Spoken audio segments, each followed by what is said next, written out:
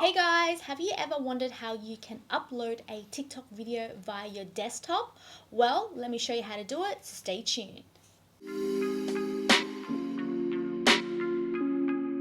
If you're new here, welcome. I make a lot of how-to videos for social media, and if you enjoy these types of content, make sure you hit the subscribe button and notification bell so that you don't miss out on any of my videos. Without further ado, let's jump straight into it. First of all, you need to go to the TikTok website on your desktop and log into it.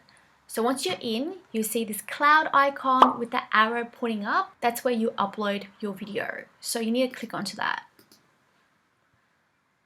Once you've done that, you'll hit this page, and this is where you can caption, you can select who can view your videos, or allow users to comment, duet, and stitch. And on the left-hand side, you see the criteria that the video will have to meet.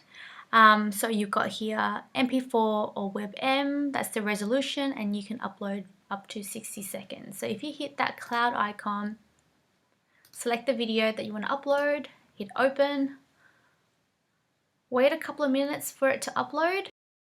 There you have it. The video has been uploaded, and you can select a cover photo for your video.